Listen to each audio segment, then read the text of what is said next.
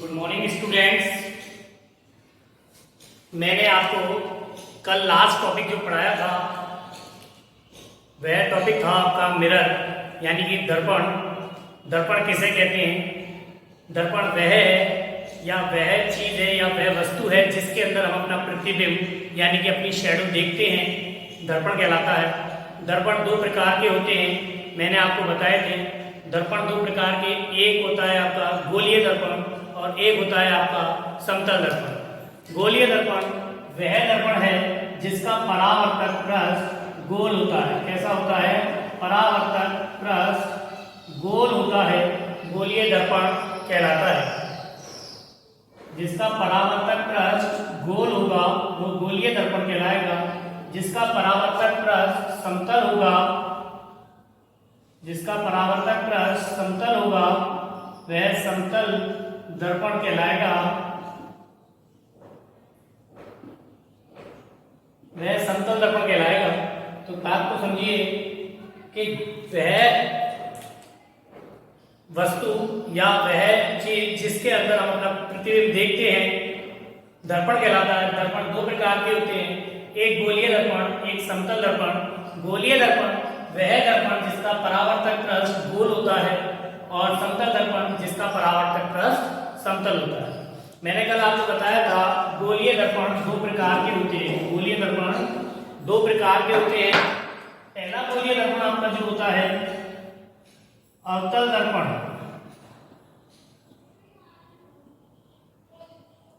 गोलीय दर्पण दो प्रकार के होते हैं। गोलीय दर्पण दो प्रकार के होते हैं। पहला है आपका अवतल और दूसरा आपका उत्तल। कल मैंने आपको ये पढ़ाया था। तो अवतल दर्पण वह दर्पण है जिसका परावर्तक पृष्ठ अंदर की ओर होता है। जिसका परावर्तक पृष्ठ अंदर की ओर होता है वह कहलाता है आपका अवतल दर्पण। ये परावर्तक पृष्ठ है इसका, और परावर्तक पृष्ठ जब अंदर की ओर होता है, इसका परावर्तक पृष्ठ अंदर की ओर है तो यह आपका अवतल दर्पण कहलाता है। और जब दर्पण का परावर्तक पृष्ठ उठा हुआ होता है, ये इसका परावर्तक पृष्ठ, जब दर्पण का गोलीय दर्पण का परावर्तक पृष्ठ उठा हुआ होता है उसे उत्तल दर्पण कहते हैं। उसे क्या कहते हैं? उत्तल दर्पण कहते हैं। सभी को समझ में आए होंगे। आज हम इस वीडियो के अंदर आपका जो टॉपिक पढ़ेंगे वह टॉपिक है गोलीय दर्पण के भाग। गोलीय दर्पण के कुछ भाग होते हैं, उन भागों के बारे में आज हम पढ़ेंगे। आपकी किताब है, किताब में जो पेज नंबर दिया हुआ है पेज नंबर 220 पर आपको कुछ भाग दिए हुए हैं गोलीय दर्पण के संबंधित कुछ परिभाषाएं। तो इन परिभाषाओं के अंदर कुछ भाग दिए हुए हैं। सबसे पहले हम देखेंगे कि गोलीय दर्पण के कितने भाग हैं और कैसे इन भागों को समझा जाएगा। चलिए देखते हैं। गोलीय दर्पण, ये गोलीय दर्पण है।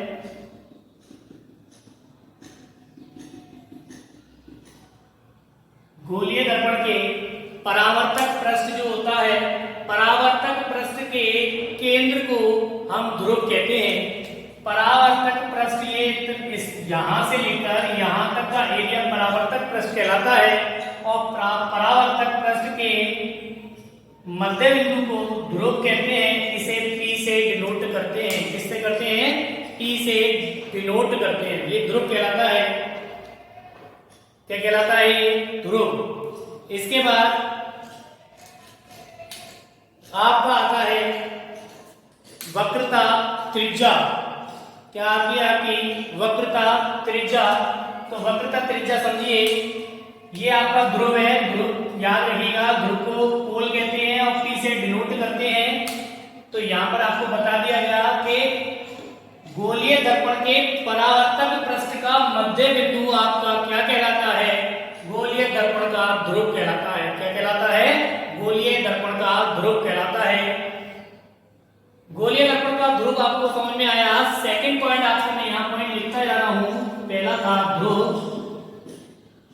सेकंड है वक्रता वक्रता केंद्र, वक्रता केंद्र, गोलीय दर्पण जिस गोले का भाग होता है, गोलीय दर्पण जिस गोले का भाग होता है, अगर ये गोलीय दर्पण, अगर ये गोला बन जाए, गोलीय दर्पण जिस गोले का भाग होता है उस गोले के केंद्र बिंदु को, उस गोले के केंद्र बिंदु को क्या कहते हैं? वक्रता केंद्र कहते हैं। क्या कहते हैं? वक्रता केंद्र कहते हैं, जिसे C से डिनोट करते हैं। क्या कहते हैं? C से डिनोट करते हैं। गोलीय दर्पण जिस गोले का भाग होता है उस गोले के केंद्र बिंदु को वक्रता केंद्र कहते हैं। क्या कहते हैं? वक्रता केंद्र। इसके बाद आपकी आती है वक्रता त्रिज्या।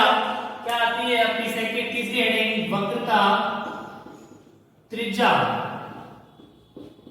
देखिए वक्रता त्रिज्या क्या है? ध्रुव से वक्रता केंद्र तक की दूरी, ध्रुव से वक्रता केंद्र तक की दूरी को वक्रता त्रिज्या कहते हैं। इसे r से व्यक्त करते हैं। ध्रुव से वक्रता केंद्र तक की दूरी को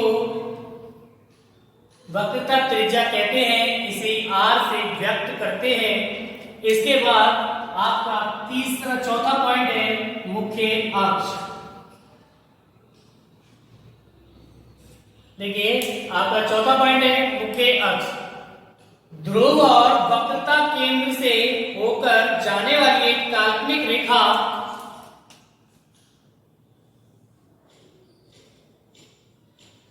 ध्रुव और वक्रता केंद्र से होकर जाने वाली एक काल्पनिक रेखा मुख्य अक्ष कहलाती है। क्या कहलाती है?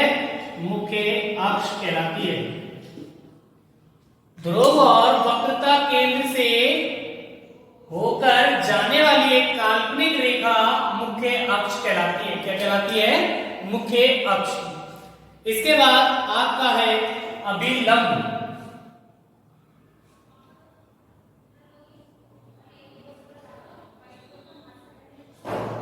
अभिलंब नहीं आपका, इसके बाद फोकस, मुख्य फोकस।